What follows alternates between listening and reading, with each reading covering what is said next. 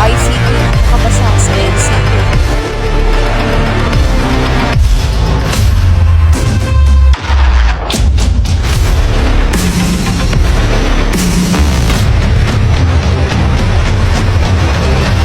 Tutukan sa K-Balita.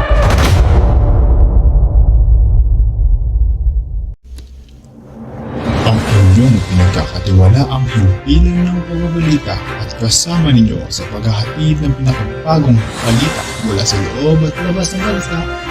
Ito ang Kwento Balita.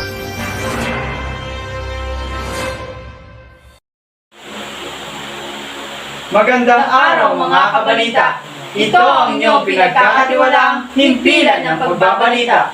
Ako si Donna J. Chavez. At ako naman po si Anthony J. Bayukan at kasama ninyo sa paghahatid ng mga pinakabagong balita mula sa loob at labas ng bansa.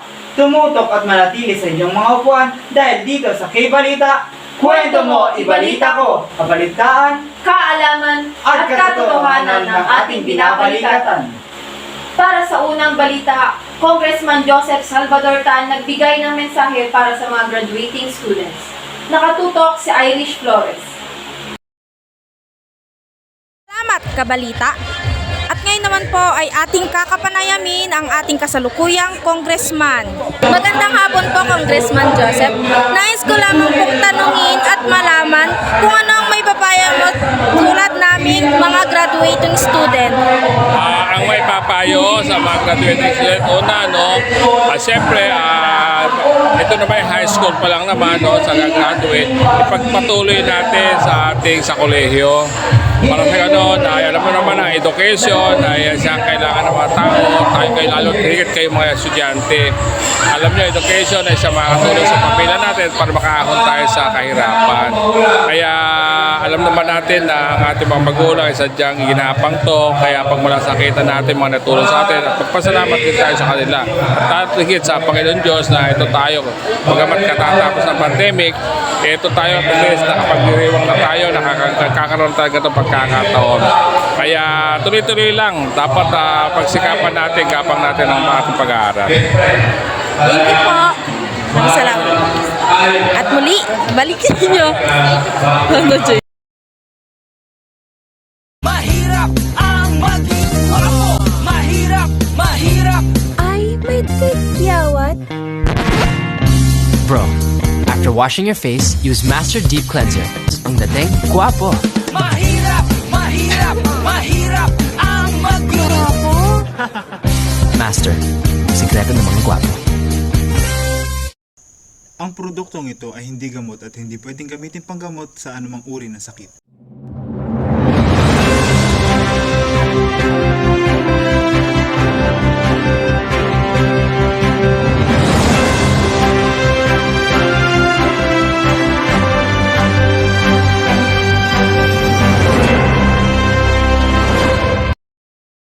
Karong online games sa kinakaadikan ng mga kabataan, ating tunghayan kay Eugene Garzola.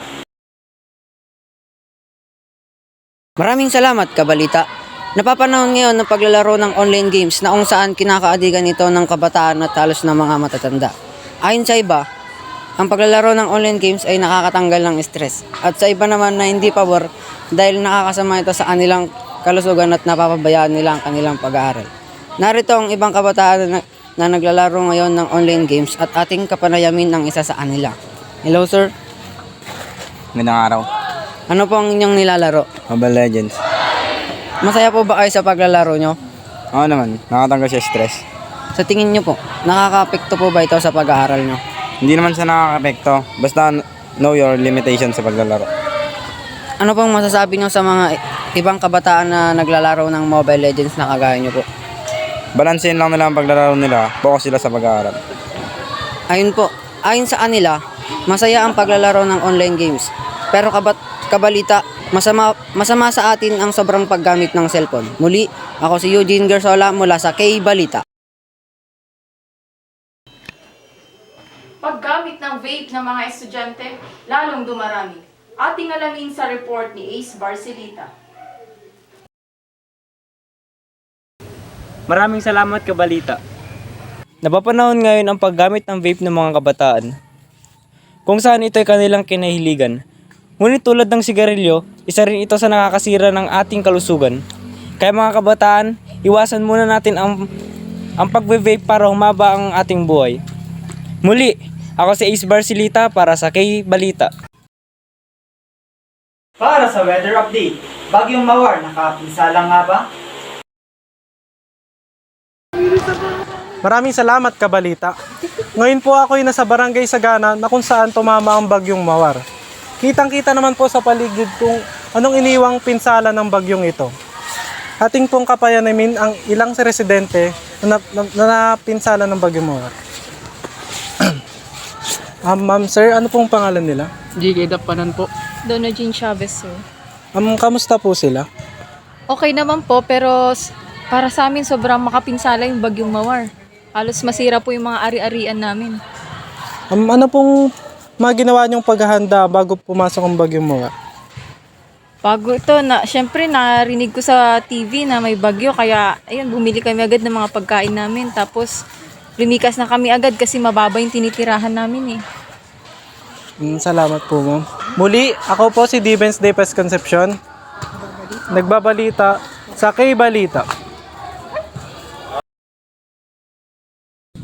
Ay, Bes, may chika ako. Ano yun, Besh? Tingnan niyo to. Ay, galanur! Nangangati ako. Nangangati din ako. Nangangati ka ba? Sakit. May alam akong solusyon dyan. Wow! Nais mo bang kuminis ang iyong kutis? Isang produkto ang para sa iyo. Ito ang K-Lotion. Carrot Lotion. Tanggal tanggal dumi sa iyong katawan. Ano pang hinihintay mo? Gumamit ka na ng K-Lotion.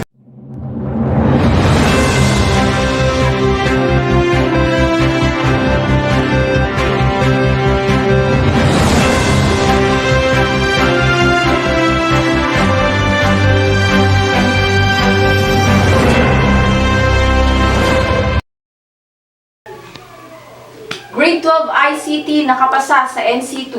Ating alangin sa live report ni Benedict Tejada.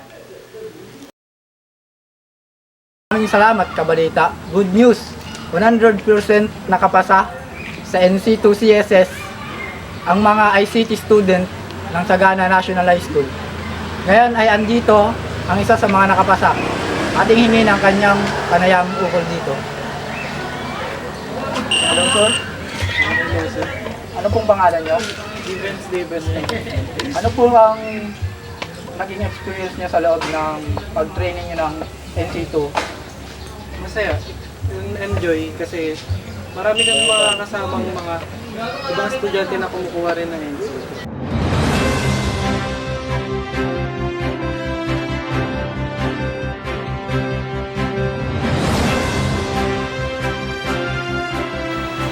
K-Balita para sa ulat panahon. Ngayong araw ng Martes ay asahan natin ang pag-ulan sa malaking bahagi ng bansa dahil sa hanging habagat.